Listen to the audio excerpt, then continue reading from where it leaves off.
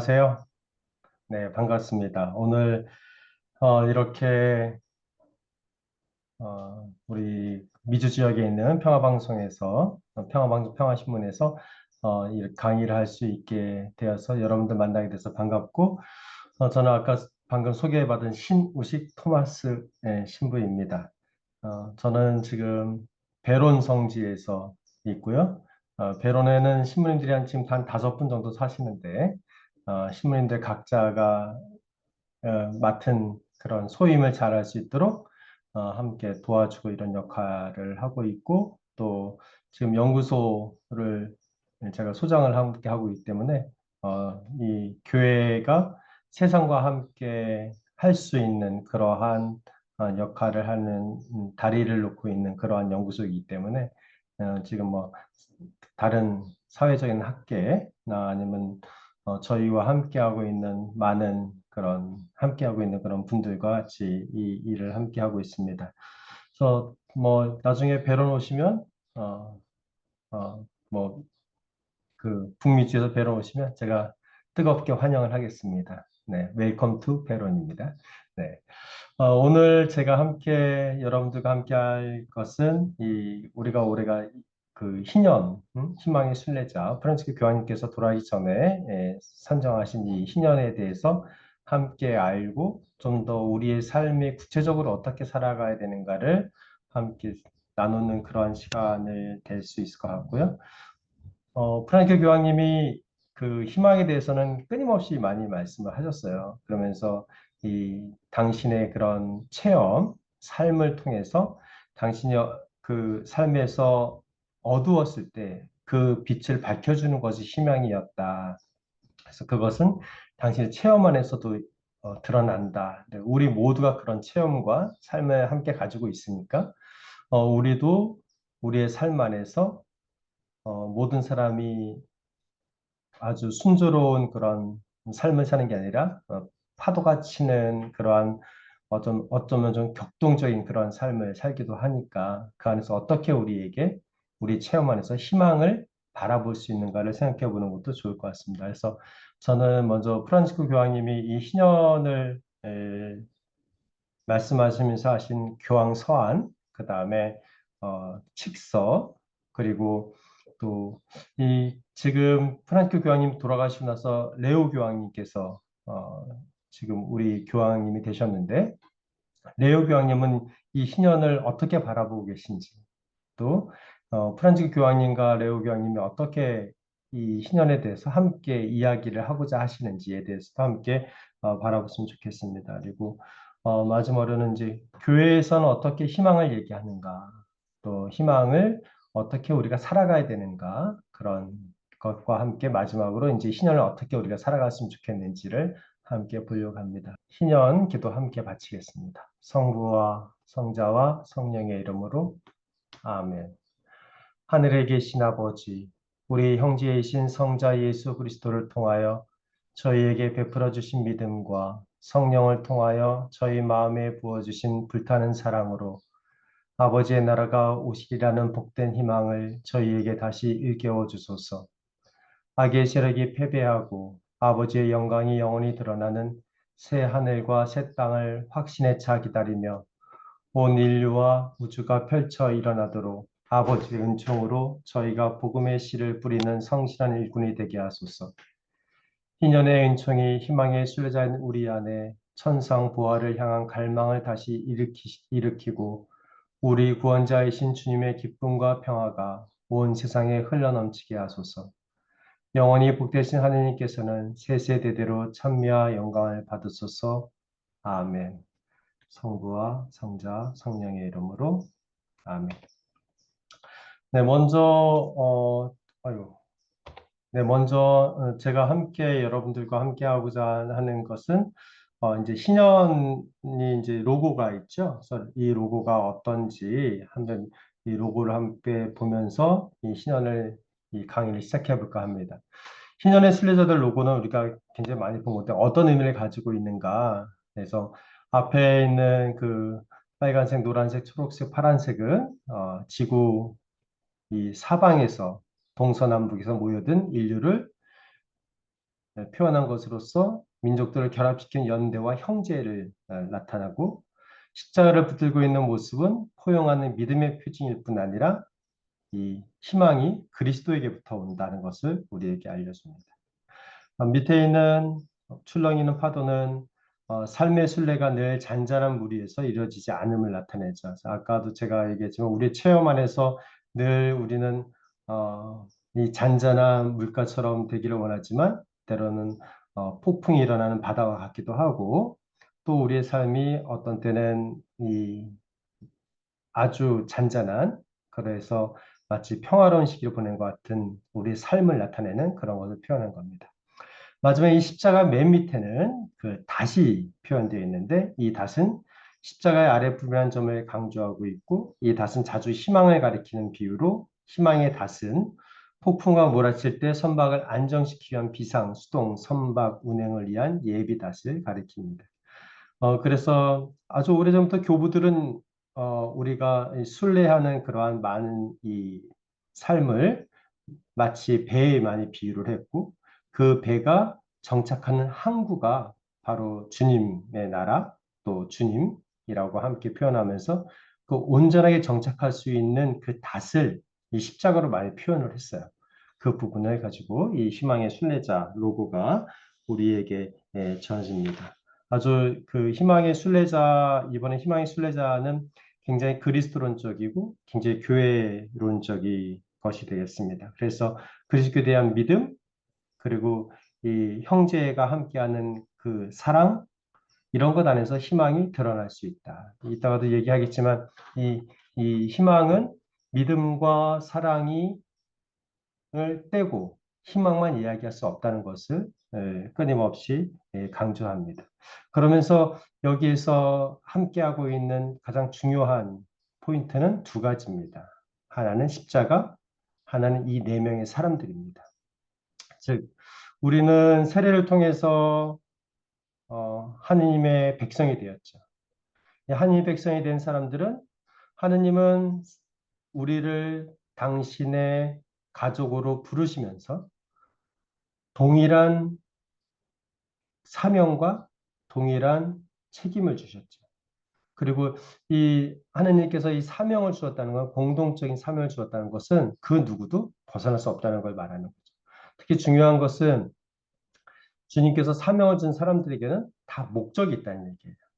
어떤 목적이 있는가? 나를 부르신 목적이 무엇인가? 구약 성경을 보면은 구약 성경에 많이 나와 있는 뭐 예언자들이라든지 아니면 왕이라든지 아니면 특수한 목적을 위해서 주님께서 부른 사람들에게는 거기에는 똑같은 사명을 주시는데 그 사명에 당신께서 늘 함께 하시면서 무엇인가를 이룰 수 있는 그 사명을 주죠. 즉 우리를 주님께서 뭐 어떤 사람은 뭐 아주 어렸을 때, 아기 때 유아 세례를 받은 사람도 있고, 어떤 사람은 가족이나 친지나 여러 뭐 또 매스미디어 같은 걸 통해서 성당을 다니고 싶다 그래서 신앙을 자기가 선택했다고 생각하지만 우리 모든 것은 다 하느님께서 부르셨고 그 부르심에 우리가 응답한 것이라고 우리는 이야기를 하죠. 이렇게 하느님께서 부르신 우리 모두에게 하느님께서 주신 사명, 나에게 주신 사명, 그것을 무엇인가를 깨닫는 것, 그것이 우리에게 굉장히 중요하다는 이야기입니다. 프란치스 교황님께서 주신 이 서한에서 첫 번째 희년에 대해서 이렇게 설명합니다. 희년은 교회의 삶 안에서 영적, 교회적, 사회적으로 언제나 매우 중요한 사건입니다. 보니파시오 8세 교황께서 1300년에 최초로 성년을 제정하신 이래 처음에는 100년마다 거행하였지만 그 뒤로 성경에 기록된 전례에 따라 50년마다 그리고 마침내 25년마다 거행하게 되었습니다. 거룩하고 충실한 하느님 백성은 이러한 성령 거행을 죄의 용서, 특히 하나님 자비의 충만한 표현인 대사를 특징으로 하는 은총의 특별한 선물로 경험해 왔습니다. 신자들은 흔히 긴 순례를 마치며 성문을 통과하고 로마 대성전들에 안치된 베드로 사도와 바오로 사도의 유해를 공경함으로써 교회의 영적 보화를 얻습니다. 수세기에 걸쳐 수없이 많은 순례자가 이 거룩한 장소들을 찾아왔고 세세대대로 전해진 신앙을 생생히 증언하였습니다. 그러니까 희년이 어떤 것인지 희년과 그 순례의 의미를 이렇게 말씀하셨는데 희년은 순례에 가장 그 초점을 많이 두고 있죠. 순례가 최초에는 이 어떻게 순례가 성지 순례든지 이런 순례들이 이루어졌는가? 첫 번째는 죄의 용서를 받기 위한 거죠. 그러니까 자신이 지은 죄에 대한 용서를 어떻게 받을 수 있을까? 그래서 가장 많이 옛부터 많이 했던 순례가 바로 예수님께서 태어나시고 예수님께서 돌아가시고 부활하신 이스라엘을 방문하는 거였죠. 그래서 그런 역사적인 여러 가지 어려움들이 많이 우리에게 있었죠. 뭐 십자가 전쟁도 있었고 여러 가지들이 그런 것을 막혀 있기 때문에 그런 걸 했던 많은 부분이 있었고 또 어떤 때는 내가 특별히 하느님께 원하는 기도가 있을 때 내가 하느님께 원하는 것일 때 그때 사람들은 순례를 떠나기 시작했어요. 그래서 이런 순례들은 대부분 성인들이 있었던 그런 곳을 떠난 경우입니다. 예를 들면은 제가 유학했을 때 이탈리아가 장화처럼 생겼잖아요. 근데 장화 그 앞꿈치에 해당하는 부분이 깔라브리아라는 동네인데 그 주인데 거기에 저는 아만테라는 동네에 살았는데 그 본당에 있었는데 그 바로 옆에가 파울라라는 동네가 있어요. 근데 이 파울라라는 동네에서 그 한 부부가 살았는데 10년 동안 아이가 없는 거예요. 그래서 이 부부가 어떻게 우리가 아이를 가질 수 있을까라고 생각해서 순례하기를 결정하거든요. 그래서 둘이 순례를 하는데 어디를 갈까? 근데 그 당시 가장 이탈리아에서 그 유명한 순례지가 얼마 전에 돌아가셨던 아시시의 프란시스코 성인이었던 거예요. 그래서 아시시로 순례를 하기 시작해요. 그래서 그분들이 깔라브리아 동네에서 아시시까지 한 달을 거쳐서 걸어가요.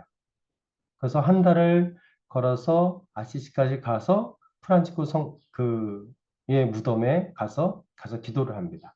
무슨 기도를 했겠어요? 자신들이 원하는 거, 아이를 갖게 해주십시오. 그래서 그들이 거기에 가서 기도를 하고 다시 한 달을 걸어서 당신의 동네인 파울라로 돌아옵니다. 그 파울라로 돌아와서 그들이 생활하는데 그들이 원했던 순례의 목적은 아이를 갖는 거였기 때문에 그들이 아이를 가졌을까요? 네, 아이를 가졌죠. 아이를 가졌고 아이를 낳았어요. 아들을 낳았어요. 그래서 그 아들을 낳는데 그 아들 이름 뭐라고 했겠어요? 프란치스코라고 했겠죠. 그래서 프란치스코로 했는데 이 아이가 자라면서 어느 정도 한 8살 정도 자랐을 때 우리나라 옛날에 동자승 이렇게 보내듯이 그 옆에 있는 프란치스코 수도원에 이 아이를 보내게 됩니다. 왜 보냈는가?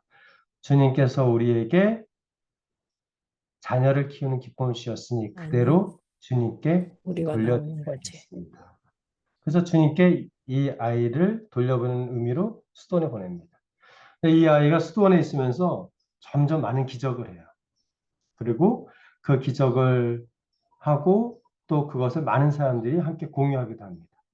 그러나서 나중에 이분이 파울라이 프란치스코라고 지금은 그 가장 작은 형제회라는 그런 회를 만드는데 뭐 그 전 세계적으로 그래도 인원이 꽤 되죠. 우리나라에는 진출해 있지 않은데 뭐 근처에 있는 인도네시아나 말레이시아 이런 데는 뭐 200명, 300명씩 이 수도원 수사들이 있습니다. 그러면서 아주 겸손한 표양으로 살았다고 하여서 이분은 가장 작은 애덕을 실천하였다. 그래서 뭐 여러 가지 프란치스코 다 파울라의 그 일대기를 보시려면 뭐 찾아보시면 쉽게 볼 수 있는데 아주 겸손한 삶으로 살았던 분이고 은수 생활을 했고 또 그것을 통해서 자신이 하느님께 받은 선물을 그대로 사람들에게 드러낸 준 거죠. 이렇게 자신의 부모의 그런 원의에 의해서 하느님께서는 그것을 받아들였고 또 이 아이는 자신이 하느님께로부터 받은 사명을 실현해 나가죠. 세 번째로 이 대부분 또 많이 했던 이런 순례는 바로 자신의 신앙과 관련된 거예요. 내가 믿고 있는 것이 정확한가? 내가 믿고 있는 것이 확실한가? 내 신앙은 어떻게 되는가? 그럼 난 이 신앙의 삶을 살아가는 사람으로 어떻게 살아야 되는가 결심하기 위해서 많은 순례지를 방문합니다. 그래서 이런 순례지를 방문했던 많은 사람들은 대부분 순교자들의 그런 성지를 방문하게 됩니다. 그리고 이렇게 순례의 이런 많은 여정 속에 있는 사람들 가운데 요즘에는 이제 성모님에 대한 그런 성지들을 많이 방문하죠. 주님을 믿고 따랐던 주님의 삶의 모범, 말씀을 잉태하고 말씀을 낳고 말씀을 따랐던 여인이 성모님이시기 때문에 그 성모님께서 우리의 삶 안에서 얼마나 중요한지 그리고 나는 성모님의 모범에서 어떻게 살아야 되는지를 많이 생각하면서 이 성모님의 이런 성지들을 방문하게 됩니다. 즉 현재의 삶에서는 이 성모님께서 우리의 체험 안에서 어떻게 신앙인으로 살아갈까를 많이 알려주시는 것 같습니다. 프란시스 교황님께서 2000년 대이년 이후에 제3천년기로 교회를 이끄시면서 성 요한 바오로 2세 교황께서 말씀하신 그 분열을 뒤로하고 주님께 모든 것을 희망을 두는 이 희년을 대이년을 굉장히 기대했던 것을 말씀하십니다. 그리고 나서 이제 25년이 흐르고 나서 이때 프란치스코 교황님은 이 희년에 대해서 말씀하십니다. 그리고 이 희년은 우리 모두가 새롭게 나아가는 것이고 또 이 희년을 통해서 우리가 모두 희망의 증인이 되어야 된다고 이야기를 하십니다. 그래서 자비의 특별 희년 거행으로 이 여정의 중요한 발걸음이 이미 시작되었습니다. 자비의 특별 희년은 우리가 하느님 아버지의 자비하신 사랑이 지닌 힘과 온유함을 모두 새롭게 발견하고 우리도 그 증인이 되게 하였습니다라고 말씀하십니다. 즉 우리가 희망의 증인이 되는 것이 우리에게 굉장히 필요한데 여기에서 굉장히 중요한 것을 우리가 발견하게 됩니다. 뭐냐면 우리가 그 누구인가, 즉 우리가 그리스도인이다. 것을 우리가 알게 되는데 그리스도인의 정체성은 어디에 있는가? 바로 그리스도에 있는 거죠. 그러니까 그리스도를 떠나서는 그리스도인이 될 수 없다는 것을 말하는 거죠. 그러니까 현대의 많은 사람들이 그리스도를 믿고 있지만 때로는 그리스도인처럼 생활하지 않고 있다고 지금 뭐 레오 교황님 말씀하시는데 우리가 그리스도인으로 살아가기 위해서 우리가 돌아가야 될 것은 그리스도라는 거죠. 그러니까 그리스도께서 어떻게 말씀하셨는가? 그리스도께서 우리에게 무엇을 하기를 원하시는가를 볼 수 있다는 겁니다. 프란치스코 교황님이 우리 그리스도인은 모든 형제자매와 함께 이러한 시련과 제약을 견뎌냈습니다. 느닷없는 간염병 유행을 말씀하시는 거죠. 학교, 공장, 사무실, 상과 여가 시설뿐만 아니라 성당들도 문을 닫았습니다. 간염병의 세계적 유행의 슬픔은 물론 때로는 의심과 공포와 목표 상실과 같은 감정을 일으키는 동안 우리는 모두 특정 자유들이 제약되는 것을 보았습니다. 우리가 코비드가 있었을 때 얼마나 답답한 생활을 했습니까? 엄청난 전세가 겪은 아주 슬픔을 많이 경험했죠. 많은 이들은 가족을 잃기도 했고 또 가족을 잃은 사람들과 뿐만 아니라 또 함께 소통할 수 없었던 그래서 고립되어 있었던 것도 많이 느끼게 됩니다. 그런데 그런 것뿐만 있는 것이 아니라 많은 사람들이 서로가 가장 필요한 이웃이 되어 주려고 했던 것도 많이 있습니다. 그리고 우리는 혼자가 있지 않다. 우리는 연결되어 있다는 것도 우리는 알게 되었습니다. 그래서 서로가 서로의 것을 내어놓지 않으면 살아갈 수 없는 존재들이라는 것을 우리도 알게 되죠. 제가 그 한국천주교 주교회의에서 일을 할 때 주교회의 사무국장이 하는 일은 딱 세 가지입니다. 하나는 가장 크게는 한국에 있는 주교님들이 와서 회의를 하시는데 그분들이 회의를 잘 할 수 있도록 여러 가지를 도와드리는 것. 그리고 두 번째는 이제 교황청에서 회의가 계속 열리면 각 나라별로 이런 주교 회의들이 뭐 내셔널이나 인터내셔널이나 여기에 이제 주교 회의에 있는 사람들이 가서 책임자들이 가서 이제 회의를 하고 와야 되거든요. 그래서 교황청이나 이렇게 외국에 가서 회의를 하고 오는 거. 그리고 이 회의를 한 것을 가지고 이제 주교님들께서 어떻게 또 이렇게 사목적으로 풀어가실지를 도와드리는 거고, 마지막에 이제 정부를 함께 상대해서 정부에서 어떻게 이 종교와 함께 우리 천주교를 믿지 않는 사람뿐만 아니라 모든 사람들이 함께 살아가신가를 함께 이제 회의를 하고 이러는 것을 했는데 그때는 거의 하루에 회의가 뭐 적게는 2개, 많게는 뭐 4개 정도까지 하는 거의 회의주의자로 살았죠, 제가. 근데 그때 살 때 제가 이 코로나 시대 때도 이 외국에 회의를 다녔거든요. 그러면 정말 큰 비행기에 한 4, 50명 타나? 그래서 유럽을 갔었어요. 그래서 뭐 한 줄에 제가 이코노미 클래스를 타고 갔는데 그 한 줄에 한 10명 정도가 앉을 수 있죠. 뭐 여기 한 3명 앉고 가운데 한 5명 앉고 옆에 또 한 3명 앉고 이런 자리잖아요. 근데 그 한 줄에 한 명은 여기 앉고 한 명은 저쪽 뒤에 앉고 그래가지고 모든 사람이 누워 클래스를 타고 갔죠. 뭐 다 누워 있으면 되니까.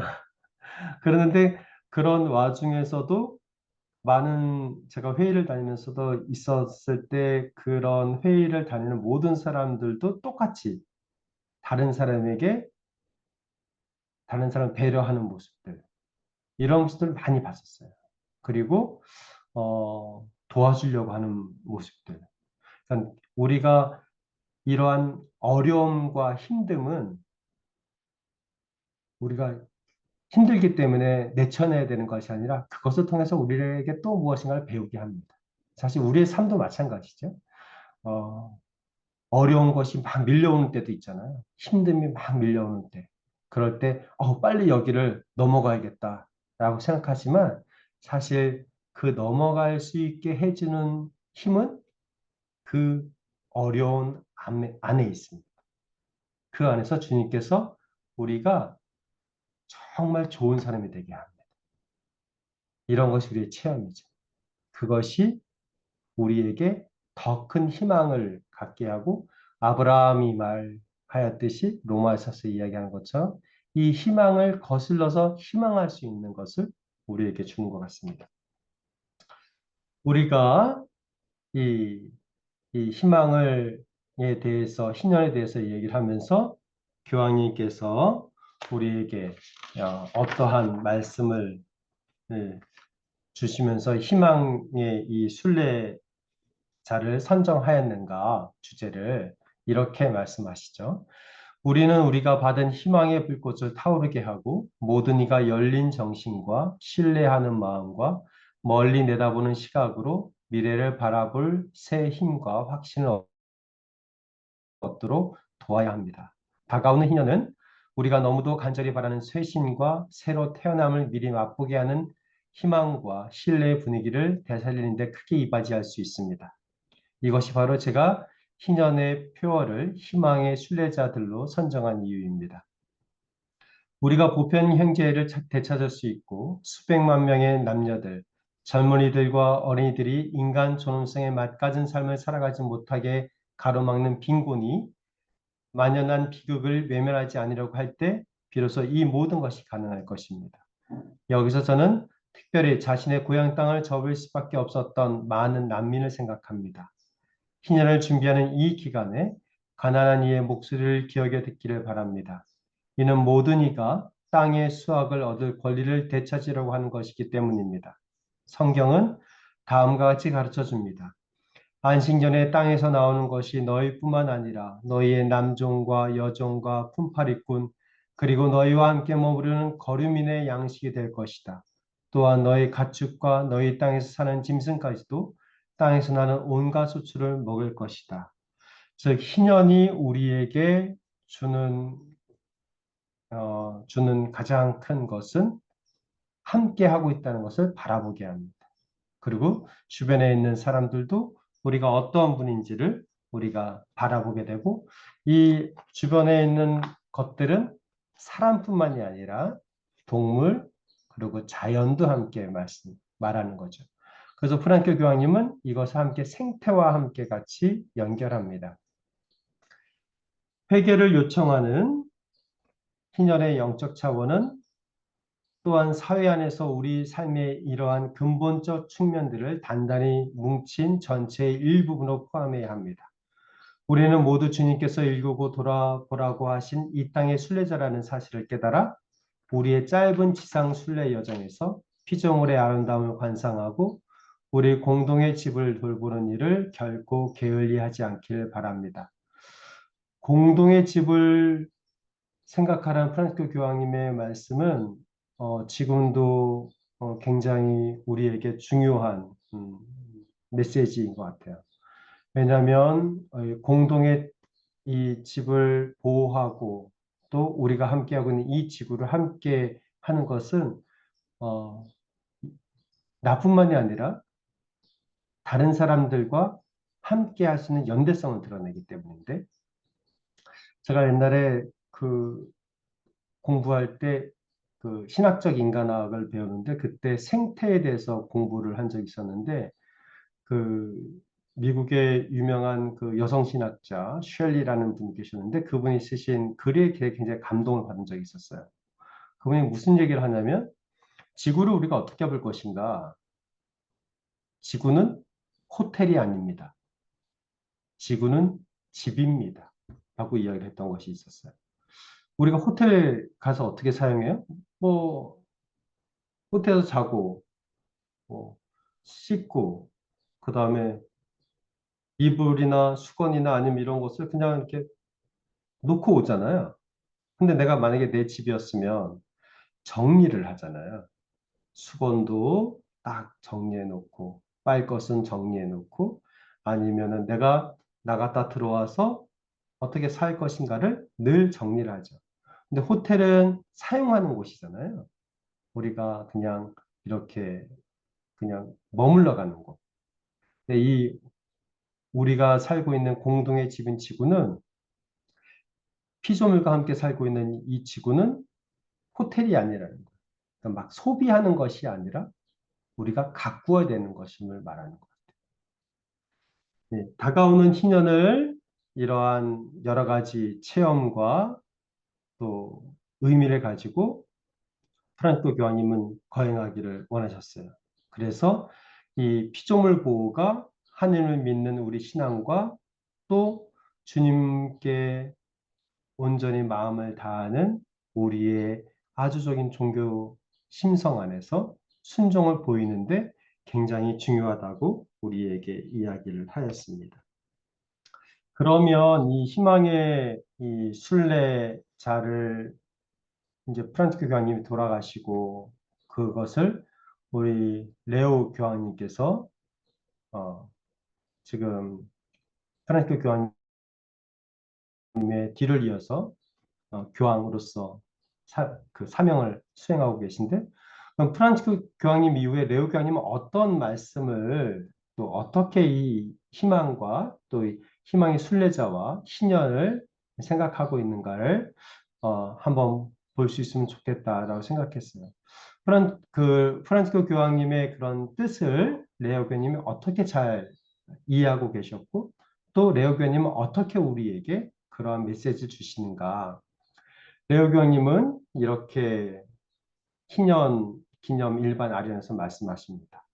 우리 모두 희망의 순례자가 됩시다. 민족과 국가 모든 생명은 소통과 친교를 향해 나아가는 이들을 필요로 합니다. 장벽이 있는 곳에 다리를 놓고 문을 열어 세계를 연결하면 희망이 솟아날 것입니다. 사도들은 예수님 안에서 땅과 하늘의 일치를 보았습니다. 그들은 자신의 눈과 귀, 손으로 생명의 말씀을 받아들였습니다. 희년은 이 신비로 들어가려는 열린 문입니다. 희년의 해는 하느님의 세계와 우리의 세계를 더욱 깊이 연결시켜 줍니다. 희년은 우리가 매일 기도하는 말을 진지하게 받아들이도록 초대합니다. 하늘에서와 같이 땅에서도 이루어지소서. 이것이 우리의 희망입니다. 오늘 우리가 함께 묵상하고자 하는 주제는 바로 이것입니다. 희망을 갖는다는 것은 연결된다는 것입니다. 레오 교황님께서 제가 특별히 레오 교황님 말씀하신 강론이나 아니면 여러 메시지를 좀 찾아보는 편인데 레오 교황님은 당신의 그런 주된 그 메시지 중에 가장 많이 하는 것이 아마 소통과 일치를 많이 말씀하시는 것 같아요. 그 소통은 우리가 서로 간의 소통도 있지만 우리가 하느님하고도 소통, 하느님과 나와의 그런 소통, 그것이 어쩌면 기도일 수 있겠죠. 그런데 우리는 대부분 기도를 하면 일방적 기도를 많이 하잖아요. 그 중에서 이제 청원 기도, 이루어지소서, 예, 뭐 하다가 해 주소서 이런 기도를 많이 하는데 그것이 하느님하고 나는 그 소통하는 것이 아니라, 그러니까 하느님하고 내가 대화하는 것이 아니라 내 일방적 요구인 것 같아요. 그래서 내가 기도를 했는데 하느님이 들어주지 않아. 그럼 나는 쉽게 실망하죠. 아, 말씀을 드렸는데도 이렇게 내가 기도를 몇 번을 끊임없이 했는데 9일 기도도 하고 54일 기도도 하고 내가 매해마다 미사도 갔는데 왜 주님은 내 기도를 들어주지 않는가? 이럴 때 어떻게 생각해야 되죠? 이럴 때 하느님이 나를 사랑하고 있구나라고 생각해요. 하느님 나를 사랑하기 때문에 이 기도를 안 들어주시는구나. 내 기도를 안 들어준다면 하느님이 나를 사랑하고 있어. 나를 사랑하고 있다면 내가 원하는 걸 줘야지 라고 생각할 수 있잖아요. 할머니들이 요즘에 한국에서는 할머니들이 손주들을 많이 봐요. 미국에서도 많이 보시죠? 특히 한국 할머니들은 많이 보시죠? 손주들 다 보요. 제가 아는 몇몇 교우들도 손주들 보느냐고 바쁘다고. 응? 그래서 아유 저기 미국 할머니가 됐는데 어떻게 한국 할머니처럼 삽니까? 그러니까 아유 뭐 뼛속이 한국 사람인데 어떻게 하겠어요? 이러면서 하는데 할머니들이 한국에서 아이를 많이 둔다고 해요. 아빠 엄마가 다 일하러 가니까. 한 2살짜리 아이가 있다고 해요. 할머니가 엄마 아빠가 일하고 나가서 아이한테 사과를 깎아주려고 사과를 칼로 이렇게 싹 해가지고 조그맣게 다 나한테 이제 주려고 사과를 딱 주는데 아이가 사과를 달라는 게 아니에요. 할머니가 칼로 이렇게 반짝반짝반짝하게 사과를 깎으니까 반짝반짝한 그 칼이 갖고 싶은 거야. 그러니까 할머니한테 할머니 칼 좀 달라고 때렸어요. 2살짜리 애기가. 2살짜리 애기가 칼 달라고 막 때렸어요. 할머니가 그 사랑스러운 손주한테 칼을 주겠어요? 뭐 저기 그래 너 따끔한 맛 좀 봐라. 너 인생이 얼마나 힘든지 너 따끔한 맛 좀 봐라고 줄 수 있는 할머니가 있을지 모르겠지만 안 주죠. 왜냐면 아이를 사랑하기 때문에. 왜냐? 그 칼을 주면 다칠 수 있기 때문에. 근데 이 아이가 커서 한 뭐 초등학교 아니면 중학생이 됐다고 합시다. 할머니가 똑같이 사과를 깎아주는데 할머니한테 할머니 그 칼 좀 줘보세요 라고 할 때 할머니가 칼을 줄까요? 주겠죠. 그런데 다칠 수 있으니까 조심하라고 하겠죠. 이 아이가 칼이 어떤 건지 알고 있기 때문에. 즉 무슨 말을 하는 거냐. 우리가 하나님과 소통하는 가운데 기도를 하는데 내 말을 내가 원하는 것을 들어주지 않는다면 그것은 때가 되면 주님께서 들어주실 것이라는 거예요. 기도의 응답은 민물과 썰물 같아서 금방 우리에게 오기도 하지만 또 이 기도의 응답은 어떤 때는 시간이 우리에게 필요한 것도 있습니다. 그것은 나에게 그것이 안전할 때 그리고 그것이 꼭 필요할 때 주님은 그때 주십니다. 그러면 나는 지금 안 들어주니까 지금부터 기도하지 말고 10년 후에 기도해야겠다. 10년, 그때 이제 들어줄지 모르니까. 그것이 아니라 기도는 하나님하고의 소통에 중요한 것은 항구함이에요. 항구함. 그러니까 오늘 기분 좋으면 기도하고 내일은 기도하지 않고가 아니라 대화를 하는 것이라는 거잖아요. 부모와 그 대화를 하든 자녀와 대화를 하든 우리는 항구하게 하는 게 중요하잖아요. 그래서 기도는 항구함을 기본으로 하죠. 그래서 이렇게 하느님께 내가 소통하는 것이 굉장히 중요하고 그럴 때 우리는 하나님께서 얼마나 나를 사랑하신가를 체험하게 됩니다. 그리고 이러한 체험을 바탕으로 해서 우리는 이웃과 같이 사랑할 수 있습니다. 그리고 그 이웃 간의 사랑을 함께 함으로써 내가 어떤 사람인가를 알게 되죠. 어, 세상에는, 세상에는 많은 삶이 있습니다. 그런 삶만을 우리가 그 삶을 모두 다 체험할 수는 없죠. 그리고 그 삶을, 모든 삶을 우리가 알아들을 수도 없습니다. 그러나 지금 내가 살아가고 있는 이 삶이 얼마나 소중한지는 나밖에 모릅니다. 그래서 우리의 삶이 녹록하지는 않지만 때론 그러나 이 삶이 얼마나 소중하다는 것을 깨우쳐갈 때 우리는 희망이라는 것을 발견하는 것 같아요. 레오 교황님께서 강조하신 신혼의 본질은 하늘과 땅, 신성과 인성, 영혼과 현재 사이의 깊은 연결을 강조해요. 희년은 과거를 기념하는 시간이 아니라 하느님의 뜻이 이 땅에서 실현되기를 바라는 희망의 시간이라는 겁니다.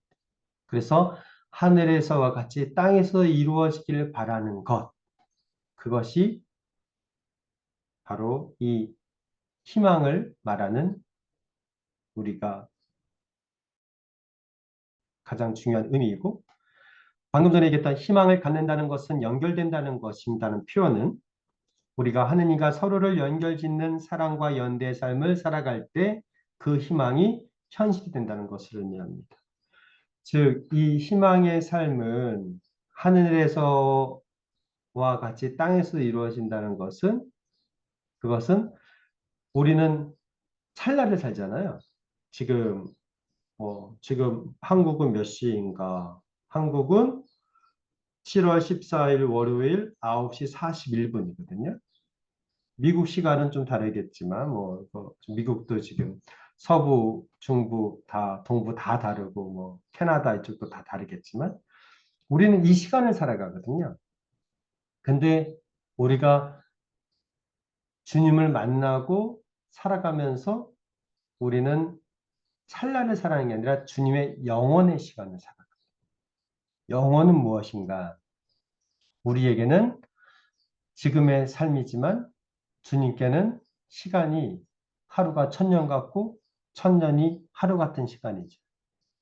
그래서 우리는 그러한 영혼의 시간을 어디서 경험하는가? 어떤 때는 기도 안에서, 어떤 때는 사람들 안에서 경험합니다. 어떻게 경험해요? 어떤 사람을 만났어요. 내가 너무 좋아하는 사람이야. 내가 너무 사랑하는 사람이야. 그 사람을 만나서 어떻게 이야기를 했는지 모르겠어. 1시간이 지났는데도 잠깐 한 5분 지난 것 같은 거지. 너무 기쁨의 시간을 가지고 있었기 때문에. 근데 또 어떤 좀 우리가 원하지 않는 만남, 음, 좀 안 좋은 말로 하면 나쁜 만남을 경험했을 때는 5분을 만났는데도 아주 그냥 천년 같은 시간이었어. 아주 힘들었어. 이야기를 하기도 하잖아요. 우리가 이러한 만남 안에서 우리는 때로는 우리의 시간이 우리가 물리적으로 가지고 있는 이 시간이 물리적 시간 안에서 영혼과 연결되어 있다는 것을 배우게도 됩니다. 그래서 우리는 이러한 영혼의 시간으로 들어갔을 때 우리는 신비라는 것을 경험합니다. 그것은 주님께서 우리에게 보여주신 은총이기도 하죠. 그리고 그 은총을 우리가 현대안에서 살아갑니다. 레오 14세 교황님은 이런 말씀을 하셨어요. 희년은 하나의 이벤트가 아니라 그리스도인으로서의 책임임을 강조하고 이것에 그리스도의 정체성을 되새기는 거라고. 제가 아까 그리스도의 정체성, 그리스도를 떠나서는 이루어질 수 없다고 얘기를 하죠. 레오 교황님께서 교황 선출된 직후에 바티칸 성베드로 대성전에서 첫 강복을 주시면서 이런 말씀을 하셨어요. 여러분과 함께 나는 그리스도인이고 여러분을 위한 주교입니다. 사실 이 말씀은 우리 레오 교황님께서 아우구스티노의 수도의 출신이시잖아요. 아우구스티노가 하셨던 말씀이에요. 나는 그리스도인이고 여러분을 위한 주교입니다. 근데 이 아우구스티노가 이 말을 한 건 사실 아우구스티노가 했다고 하지만 사실 아우구스티노는 이것을 누구한테 배웠어요. 누구한테 배웠는가? 치프리아노라는 교부한테 배웠어요. 아우구스티노는 400년대 분이신데 치프리아노는 200년대 분이거든요. 근데 치프리아노가 순교할 때 그때 치프리아노에게 물어봅니다. 너는 누구이냐? 그때 치프리아노가 나는 그리스도인이고 그리고 주교입니다. 아우구스티노가 나의 스승이신 치프리아노 이렇게 계속 쓰는데 아우구스티노가 한 번도 치프리아노를 만난 적이 없죠. 치프리아노 교부를 만난 적이 없어요. 그런데 그의 책과 글을 통해서 그를 스승으로 모십니다. 그래서 치프리아노 영향을 굉장히 아우구스티노가 많이 받죠. 제가 이 말씀을 드리는 것은 우리가 그리스도인인데 이 그리스도인이 무엇하는 사람인가? 그리고 무엇을 하는 사람, 무엇하는 사람인가? 무엇을 해야 하는 사람인가에 초점이 있는 것이 아니란 걸 얘기하는 거예요. 즉 존재. 내가 무엇을 하던 무엇을 하지 않던 중요한 것이 아니라 내가 그리스도를 인식하는 것이 중요해요. 내가 그리스도를 인식하려면 그리스도를 알으려고 할 수밖에 없어요. 그리스도를 내가 이해하려고 하고 그리스도를 내가 배우려고 하고 그리스도인으로 살아가려고 해야 되는 거죠. 그렇지 않으면 우리는 그리스도인이 아니 됩니다. 즉 무슨 말이냐면 우리는 그리스도인이 된다는 것은 그리스도의 제자가 된다는 거죠. 참된 제자가 된다는 거예요. 우리는 그리스도의 팬이 아니에요.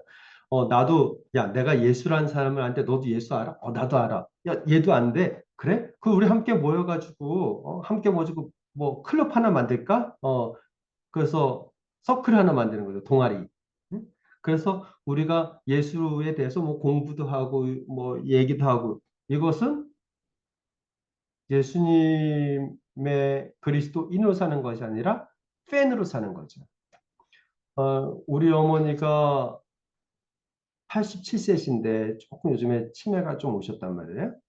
그런데도 이 텔레비전에서 한국 텔레비전에서 요즘에 트로트가 인기이기 때문에 매일마다 이렇게 트로트를 이렇게 그 우리 누님이랑 사는데 가서 보면 뭐 트로트 하는 걸 이렇게 즐겨 들으세요.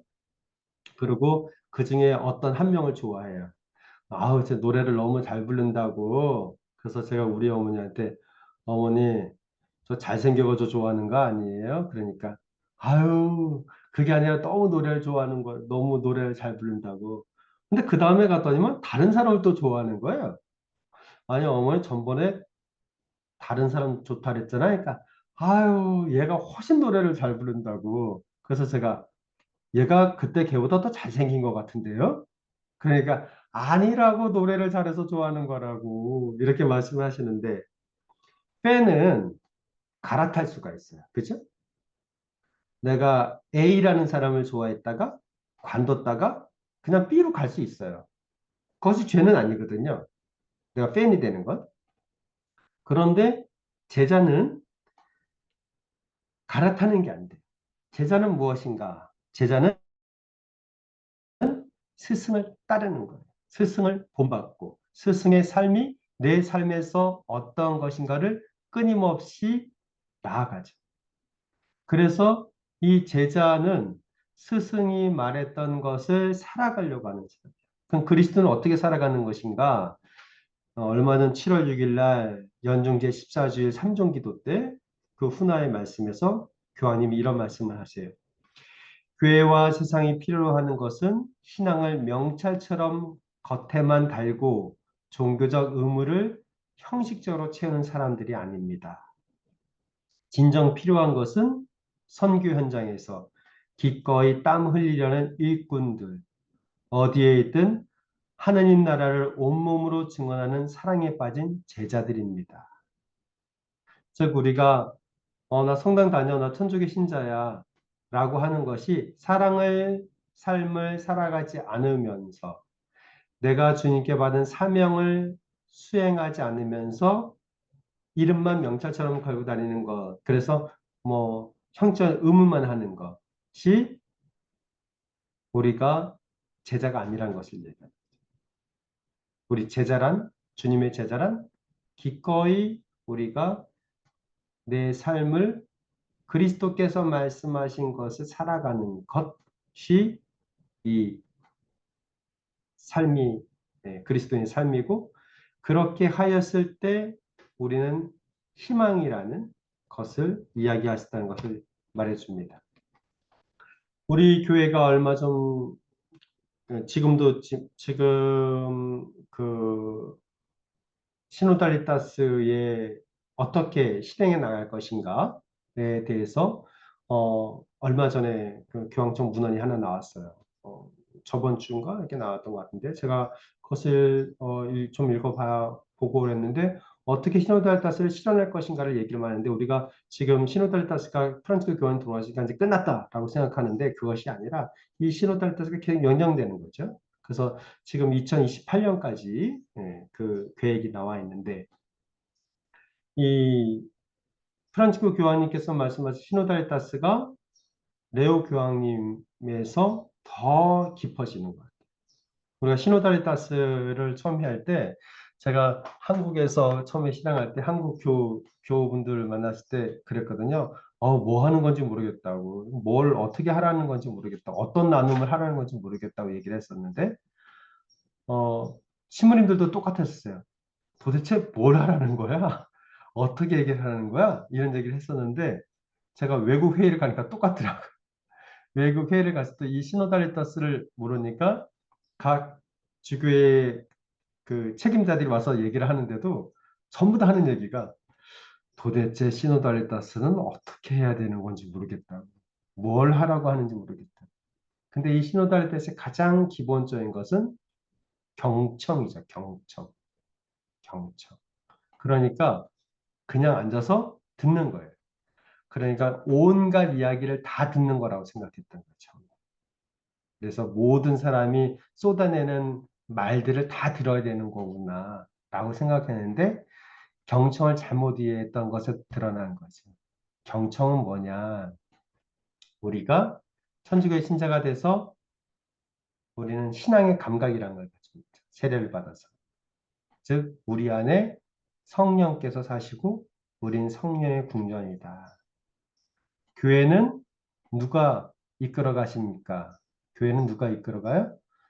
본당 신부님이 이끌어 가는 건가? 아니면 우리 신자 사목회가 이끌어 가는 건가?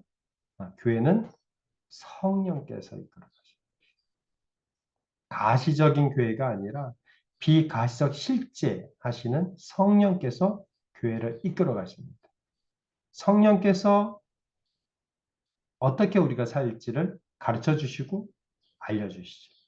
그래서 성령께서 우리에게 우리가 어떻게 살아가는지를 알려주시는 이러한 메시지를 우리에게 전해주시는데 이 성령께서 어떻게 살아가는 메시지를 우리에게 알려주시면서 우리가 성령의 소리에 귀를 기울여야 된다는 걸 얘기하는 거예요. 경청은 먼저 내가 내 안에서 성령께서 어떻게 나에게 말씀하시는가를 듣는 거예요. 그리고 그것을 들은 그 이야기를 내가 사람들에게 말하는 거죠. 나의 역사와 나의 체험이 다르기 때문에 성령께서 나에게 맞는 말씀을 하셨을 거 아니에요? 그런데 다른 사람들은 또 다른 역사와 체험을 가지고 살죠. 그 안에 살아있는 사람들은 나와 다른 사람 존재, 즉 이웃이죠. 그래서 성령께서 그 사람 안에서 무엇이라고 말씀하신가를 듣는 것, 그것이 경청.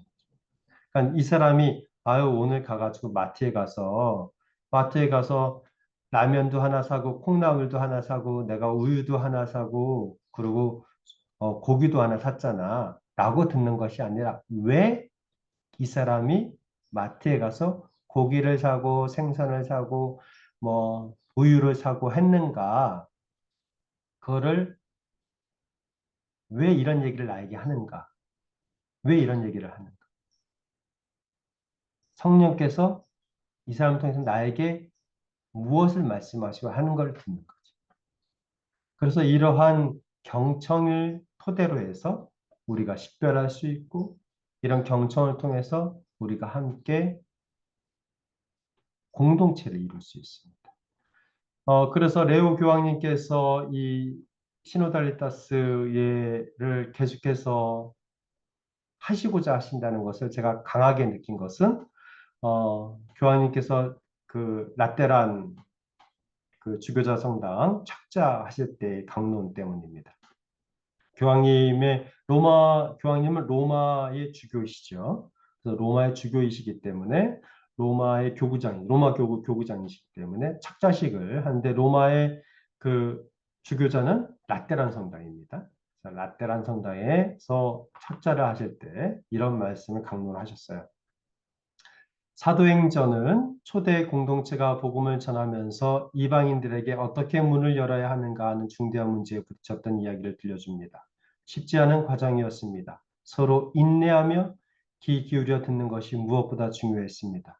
성령께서는 우리의 말을 순수하게 만드시고 우리의 마음을 정직하고 맑게 하시며 우리의 행동을 너그럽게 해주십니다. 성령께서 모든 것을 가르치시고 예수님께서 우리에게 하신 모든 것을 기억하게 해주시면서 우리를 도와주시고 우리가 걸어야 할 길을 보여주십니다. 성령 하느님께서 우리에게 무엇인가를 하시는지를 우리가 알아야 된다. 그리고 그러기 위해서는 어떻게 해야 돼요? 내가 일방적으로 내가 소통하는 그런 독백이 아니라 성령 하느님이 말씀하시는 것을 귀여겨 들어야 돼. 그러기 위해 필요한 게 인내. 그리고 그 인내는 우리가 성령께서 어떻게 나를 가르치시고 내가 주님 예수 그리스도께서 무엇을 하기를 하는지를 기억하게 하죠. 그래서 그 메모리가 내가 살아갈 길임을 알려주는 겁니다. 우리가 이러한 기억들은 나를 떠나서 이웃을 만나게 하고 또 이웃을 만나게 하면서 공동체를 형성하게 합니다. 이런 공동체를 형성하는 것 안에서 우리는 때로는 나와 의견이 다른 사람들도 내가 받아들여 주게 되고 또 그러한 의견들이 어떠한 것인가를 알게 해줍니다. 우리가 이런 삶을 살아가면서 그 칙서에 나와 있는 것을 몇 가지 볼까 합니다. 칙서는 희망은 우리를 부끄럽게 하지 않습니다라는 것이죠. 여기에서 이렇게 표현합니다.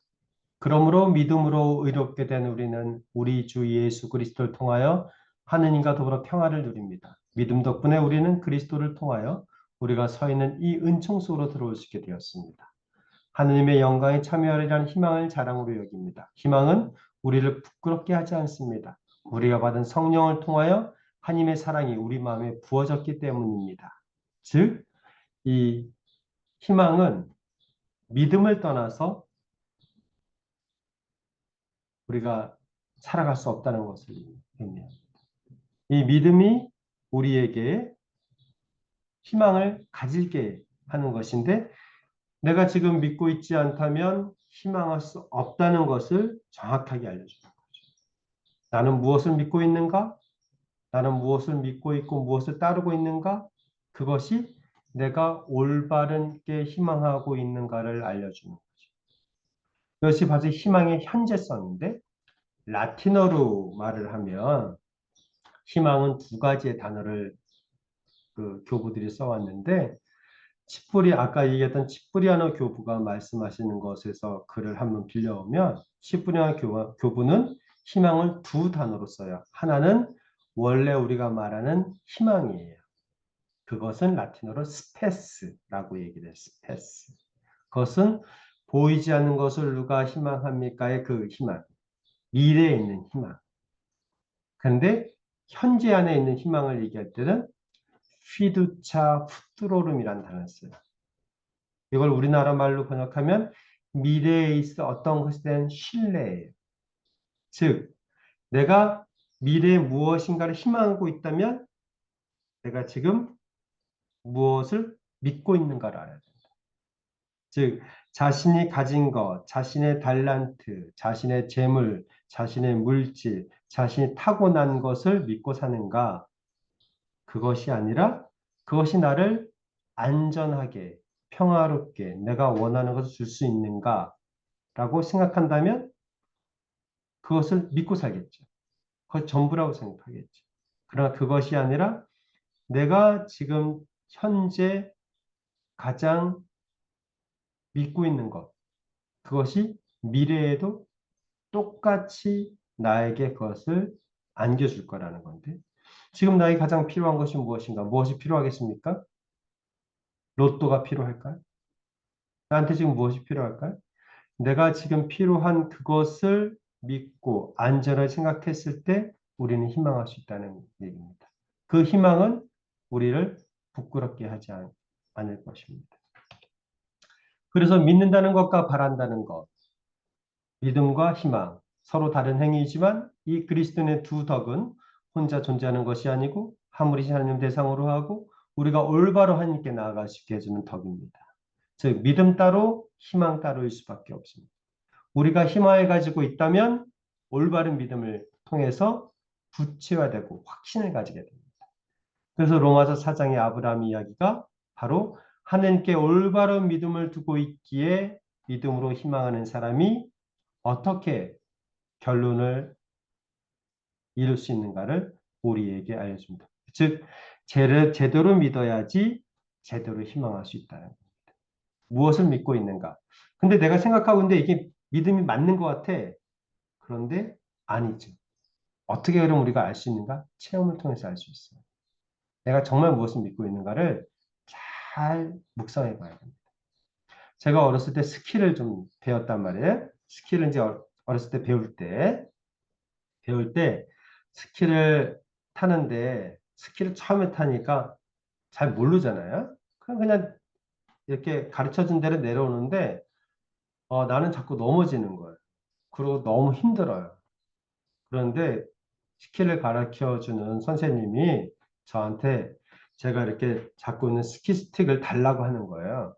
그래서 제가 뭐라 했냐면 선생님 지금 이 두 다리로 가고 이것으로 가는데도 잘 스키를 못 하는데 이거 스키 스틱까지 뺐으면 이 폴대까지 뺐으면 어떡합니까?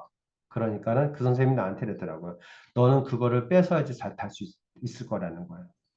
그래서 제가 그러고 다시 올라갔어요. 리프트를 타고 쭉 내려오는데 폴대는 다 뺏겼고 내가 믿을 수 있는 건 뭐예요? 다리밖에 없고.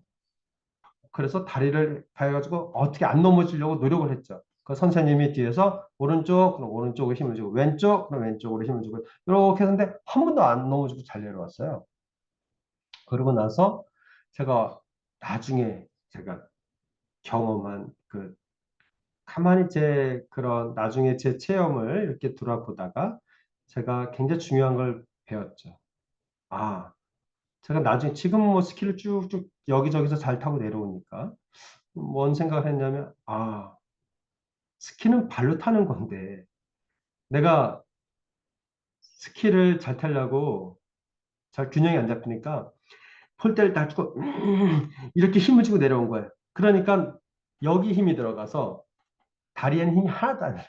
그냥 계속 넘어지는 거예요. 이쪽으로 넘어지고 저쪽으로. 몰랐어요. 우리 삶에서 내가 무엇을 믿고 이것을 믿고 있는 것이 모르는 순간에 내가 믿고 있단 말이에요. 내가 제대로 믿어야 제대로 희망할 수 있는 것처럼. 내가 제대로 알고 있어야 제대로 즐길 수 있는 것처럼. 우리가 희망하기 위해서 제대로 믿어야 됩니다. 내 생각 안에 있는 것이 전부이지 않다는 것을 깨달아야 됩니다.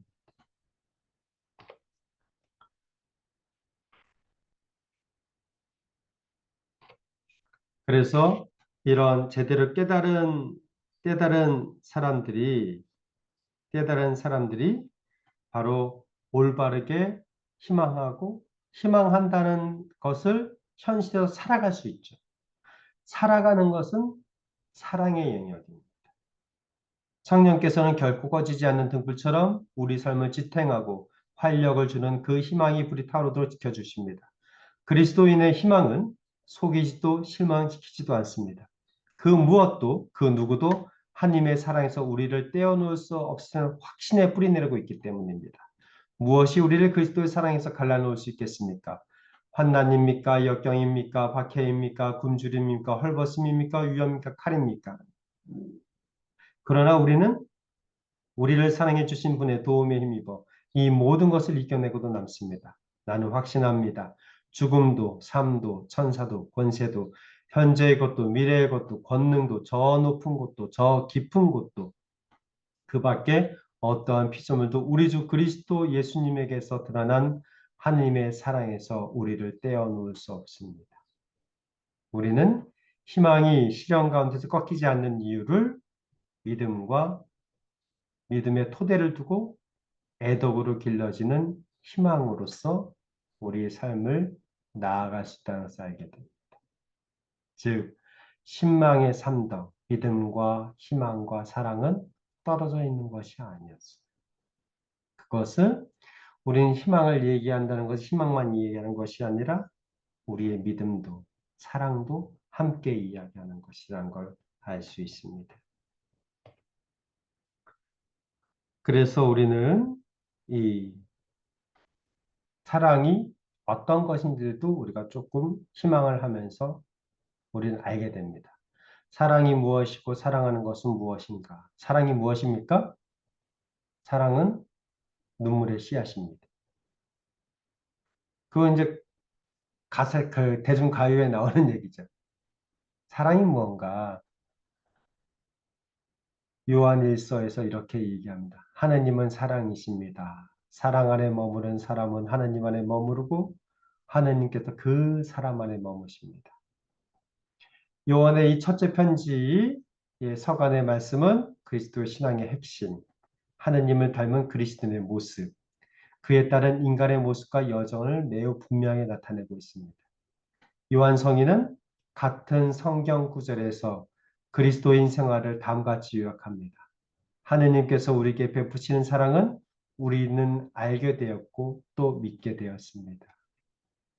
우리는 하나님의 사랑을 믿게 되었습니다. 그리스도인은 이 말로 자기 삶의 근본적인 결단을 드러낼 수 있습니다. 그리스도인이 된다는 것은 윤리적 선택이나 고결한 생각의 결과가 아니라 삶의 새로운 시야와 결정적인 방향을 제시하는 한 사건, 한 사람을 만나는 겁니다. 누구? 예수 그리스도. 요한복음서는 그 사건을 이렇게 말합니다. 하느님께서는 세상을 너무나 사랑하신 나머지 외아들을 내주시어 그를 믿는 사람은 누구나 영원한 생명을 얻게 하셨습니다.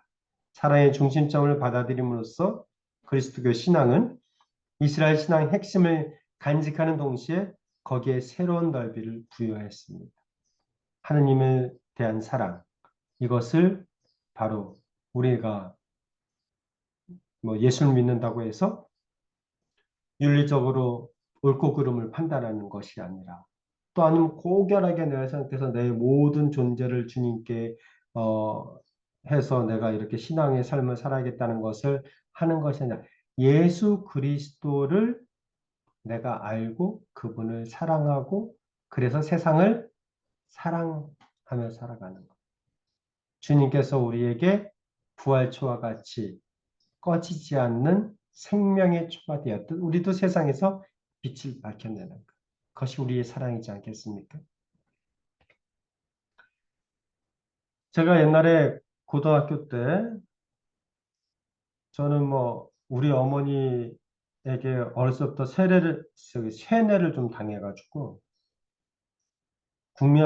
초등학교를 그냥 국민학교죠. 국민학교를 가기 전에 신부가 되는 게 내 삶의 목표인 줄 알았어요. 어렸을 때.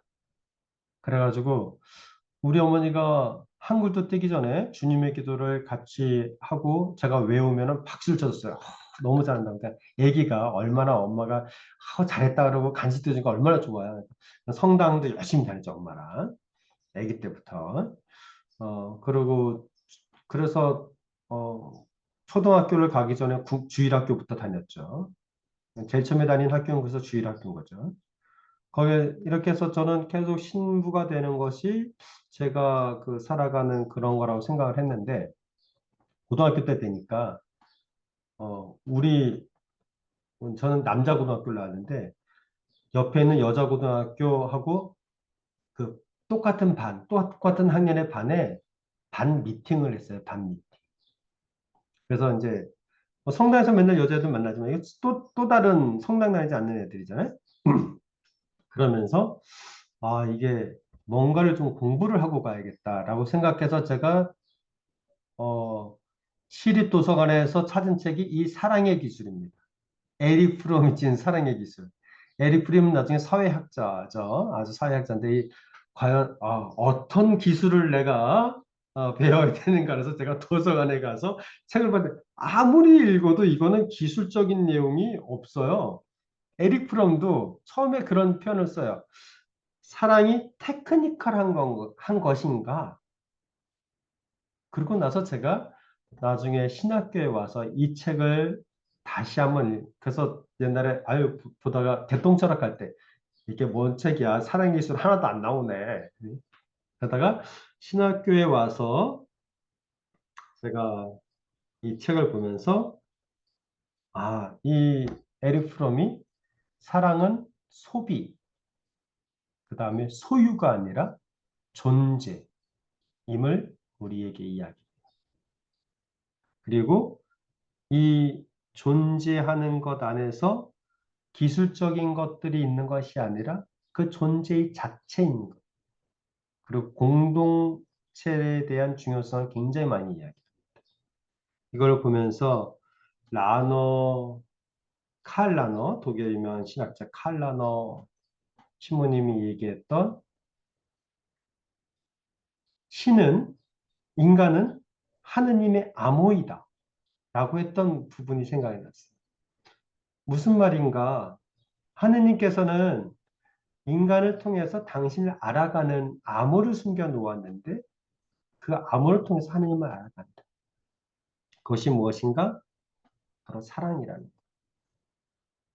우리가 사랑을 알아갈 때 하느님을 알아가고 하느님을 알아갈 때 이웃을 알아갈 수 있습니다.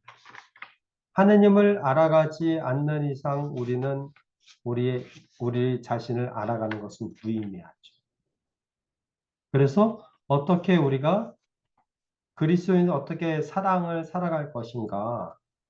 사도 바울은 우리에게 고린도전서 13장 4절 7절에서 이렇게 얘기합니다. 사랑은 참고 기다립니다. 사랑은 친절합니다. 사랑은 시기하지 않고 뽐내지 않은 교만하지 않습니다. 사랑은 무례하지 않고 자기 이익을 추구하지 않으며 성을 내지 않고 앙심 품지 않습니다. 사랑은 불의에 기뻐하지 않고 진실을 두고 함께 기뻐합니다. 사랑은 모든 것을 덮어주고 모든 것을 믿으며 모든 것을 바라고 모든 것을 견디어냅니다. 희망한다는 것은 사랑한다는 것의 다른 일입니다. 사도 바울은 사랑이 무엇입니까? 사랑은 좋은 겁니다. 사랑을 하면은 아주 기쁜 겁니다. 사랑을 하면 행복합니다라고 얘기하지 않아요. 첫 번째가 뭐예요? 사랑은 참고 기다립니다. 인내. 사랑이 우리가 알고 있었던 사랑은 어쩌면 사랑이라는 원래의 이름이 아니라 감정적이었던 것 같아요. 감정을 나타내는 것을 사랑이라고 표현했던 거예요. 이 사랑은 그거보다 좀 더 포괄적인 거예요. 그리고 그리스도인의 사랑은 이 인내를 기준으로 한다. 그래서 희년 선포 칙서 3항에 복음화가 그리스도의 십자가와 부활에서 흘러나오는 힘으로 증진된다는 사실을 깨닫게 되는 것입니다. 이렇게 우리는 희망과 긴밀하게 연결된 덕인 인내를 실천하는 법을 배웁니다. 서두름이 일상이 되어가는 세상에서 우리는 모든 것을 즉각적으로 하는데 익숙해져 있습니다. 더 이상 만남을 위한 시간을 낼 수 없습니다. 가정 안에서조차 함께하며 차분히 정담을 나누기가 어려워지곤 합니다. 서두름이 인내를 사라지게 만들어 심각한 피해를 입힙니다. 실제로 조급함, 신경질, 그리고 때로는 불필요한 폭력이 되어 불만과 불통을 조장합니다. 인터넷 시대에 시간과 공간은 언제나 현재는 지금에 매여 있기에 인내가 설 자리가 많지 않습니다. 우리가 만남보다는 현대의 많은 그러한 기술을 이용하죠. 내 방에 있고 옆 방에 있는데도 카톡을 하죠. 음. 분명히 이렇게 가면 되는데 카톡으로 다 대답을 하고 카톡으로 답을 해서 어떻게 하는지를 다 알고 있죠. 물론 이런 것들이 우리 생활을 편리하게 합니다. 편리하게 하는 거와 우리가 함께 하는 것은 다른 거예요. 한국은 빨리빨리의 삶을 많이 하잖아요. 즉각적으로. 빨리 해야 된다. 근데 그건 일할 때 하는 얘기지. 일과 우리의 삶은 달라요. 우리의 삶은 이러한 일처럼 빨리빨리 해서 될 수 있는 것이 아니죠. 그렇게 되면은 오히려 때로는 상처를 주거나 상처를 받게 되죠. 과도하게 내가 개연, 문을 열어서 내 마음에 있는 것을 보여주었는데 그것을 급하게 보여주다 보니까 문을 조금씩 열어야 되는데 확 열어서 상대도 겁을 내고 내 스스로도 상처를 받게 되는 경우도 많이 있습니다. 우리가 인내가 어려운 것이 아니라 한번 숨을 고르는 시간이라고 생각한다면 우리에게 훨씬 더 좋을 것 같습니다.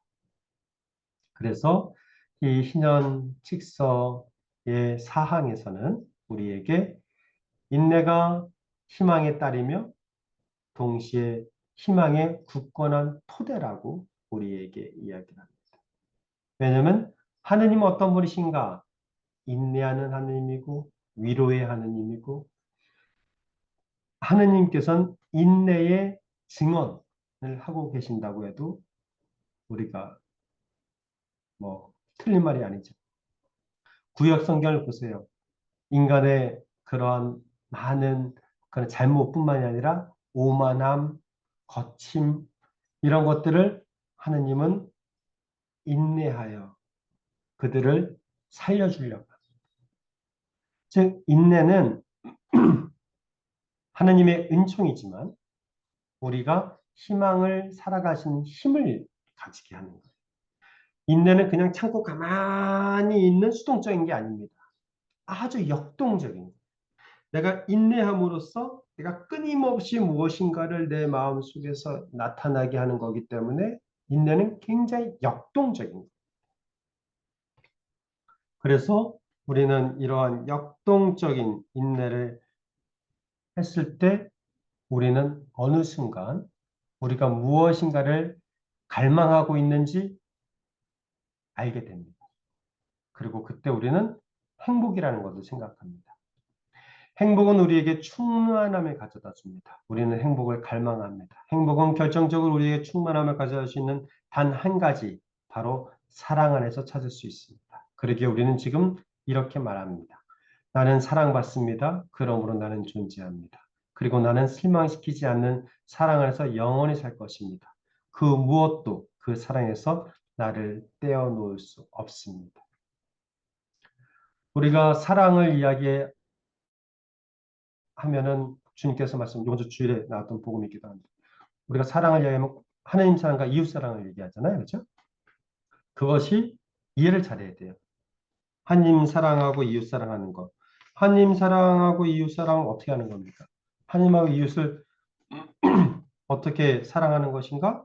하나님을 주님께서 뭐라 얘기합니까? 하나님은 너 마음을 다하고, 너 목숨을 다하고, 너 힘을 다하고, 너의 정신을 다해서 하나님을 사랑해야 된다. 즉 뭐예요? 전 인격적 사랑을 하는 거. 하나님 사랑하는 거는 다르게 말하면 조금 피곤할 수 있다. 내 힘 쏟아야 되니까. 성당을 찾아가야 되고, 기도 시간을 내가 만들어서 기도해야 되고, 그러니까 내가 하나님과의 관계를 말해서 그 사랑의 깊음을 알기 전까지는 우리는 피곤할 수도 있겠다.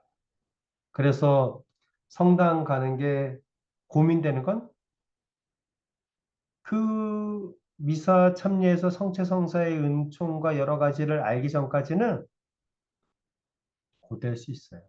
젊은 친구들이 그걸 잘 모르니까 그들이 그렇게 생각하는 거는 당연한 거다. 먼저 우리가 알고 있는 사람들이 있다면 그래서 그거를 이끌려고 도와줘야 되는 건 굉장히 중요하죠. 이웃사랑 어떻게 해야 됩니까? 너 자신 이웃을 내 자신처럼 사랑하라. 중요한 것도 하나 발견하지. 뭐예요? 이웃을 사랑하기 전에 먼저 나를 사랑해. 자신을 사랑하지 않고 이웃을 사랑한다는 것은 어려워요. 할 수 있어요. 근데 어려워요. 봉사를 하는 것도 1년, 2년 하면 다 뒤로 자빠지죠. 힘들어서 할 수가 없어요. 내가 다른 사람을 위해서 무엇인가를 하는 것은 자기 자신을 받아들이고 자기 자신을 이해하고 자기 자신을 괜찮다라고 했을 때, 자기 자신을 사랑했을 때, 그때 다른 사람도 더 이해할 수 있고 받아들여 줄 수 있어요. 자기 자신을 사랑하지 않고서 이웃을 사랑한다는 것은 거짓이에요. 오래 갈 수가 없어요. 자기 자신이 얼마나 소중한지를 깨달으세요. 내가 얼마나 소중합니까? 응? 내가 얼마나 잘생겼고, 얼마나 이쁘고, 얼마나 사랑스러운지를 내가 내 자신을 알아야 돼.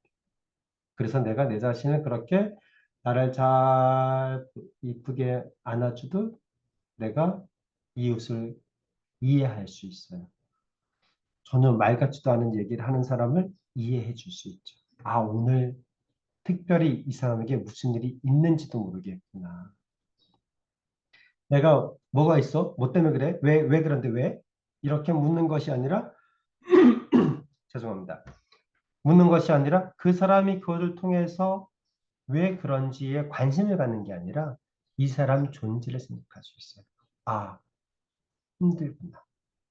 아니면, 아, 오늘 너무 무엇인가 해서 기쁘구나. 그것을 함께 할 수 있는 거, 사람이지. 김수환 추기경님께서 이렇게 말씀하셨죠. 여러분, 하느님도 당신을 사랑하는데 당신은 왜 당신을 사랑하지 않습니까? 우리가 먼저 우리 자신을 사랑해야지. 우리가 이웃도 더 사랑할 수 있습니다. 그러면서 우리가 이 희년을 어떻게 그럼 살아갈 수 있을까? 이제 벌써 올해가 반이 지났잖아요. 7월이 딱 지나면서 이제 얼마 남지 않았단 말이에요. 얼마 남지 않았는데 제가 얼마 남지 않은 반밖에 안 남은 시간이지만 그래도 이 반이나 남았잖아요. 희년을 잘 살 수 있죠, 우리가. 얼마나 재밌게 살 수 있겠어요? 기대가 됩니다. 어떻게 살 수 있는가? 직서에서 나와 있는 것에서는 순례에 대해서 이야기합니다. 처음에 그 순례는 회심, 즉 나를 바라보는 성찰의 시간. 그래서 그것이 화해성사, 고해성사부터 시작됩니다. 내가 내 자신에 대한 바라보면 내가 어떤 사람인지 어떻게 생겼는지를 잘 바라보는 것이 중요하고 하느님이 얼마나 사랑스러우신 분이신지 내가 나 자신을 사랑하면서 하느님을 사랑할 수밖에 없어요. 하느님을 알아간다는 것은 자기 자신을 알아간다는 것, 자기 자신을 알아간다는 건 하느님을 알 수밖에 없어요.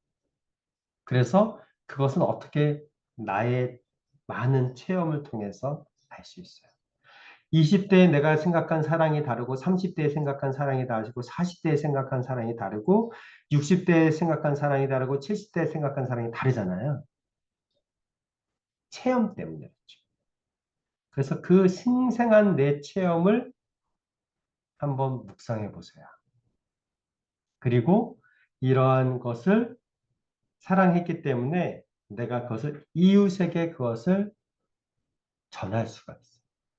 그것이 봉사할 수 있고 그것이 선교일 수도 있고 또 많은 사람에게 자신을 주님을 알려주는 걸 수도 있습니다.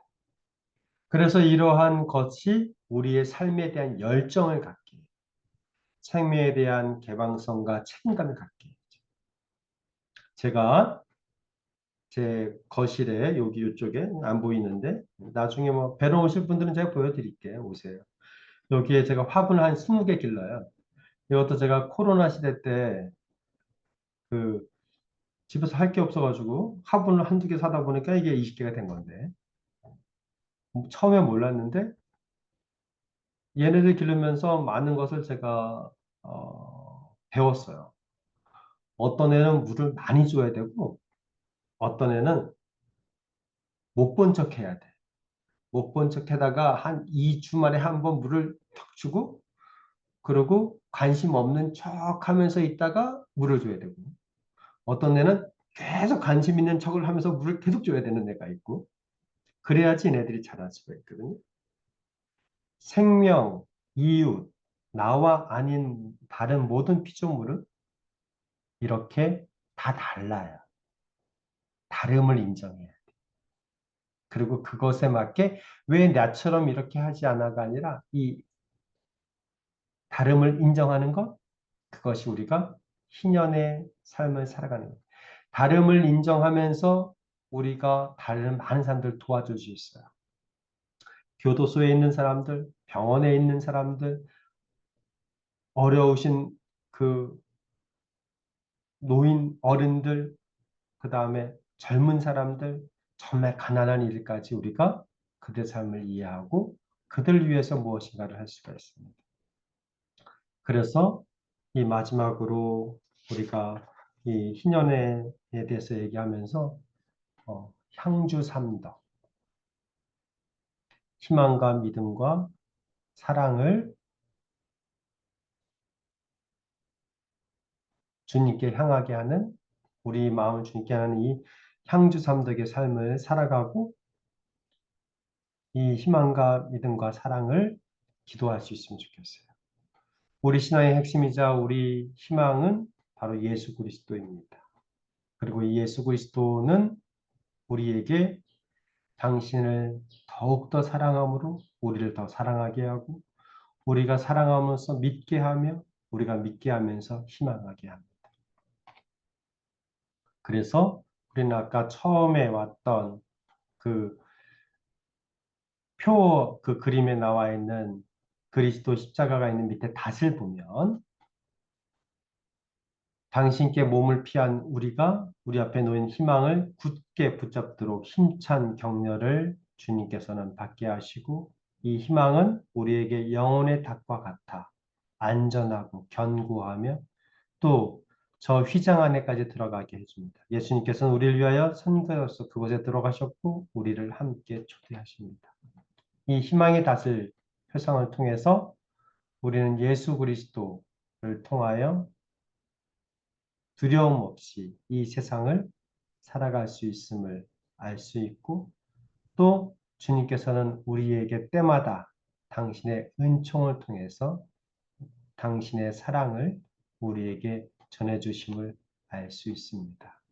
그래서 신망의 삼덕 기도를 통해서 우리 교우분들이 늘 주님 안에서 살아가고 이 희년을 더욱더 기쁘게 살아가기를 기도합니다. 프란치스코 교황님 그런 말씀하셨잖아요. 그리스도인은 웃음이 많은 사람이라. 그래서 유머러스한 사람이다. 그래서 때로는 뭐 우리 삶에 주름도 가게 하고 여기 신경을 딱 쓰게도 하는 많은 일들이 있지만 그럼에도 불구하고 우리가 기쁨을 가지고 살아갈 수 있는 그 기쁨이 우리 삶의 희망이길 바랍니다. 그리고 여러분들 가정과 여러분들 공동체와 여러분들 일터에서 주님께서 주시는 사랑이 가득하길 기도하겠습니다. 우리가 삼독송 중에 망독송을 함께 바치도록 하겠습니다. 성부와 성자와 성령의 이름으로 아, 아멘. 하느님께서는 자비의 근원이시며 저버림이 없으심으로 예수 그리스도의 공로를 통하여 주실 구원의 은총과 영원한 생명을 바라나이다. 아멘. 아멘.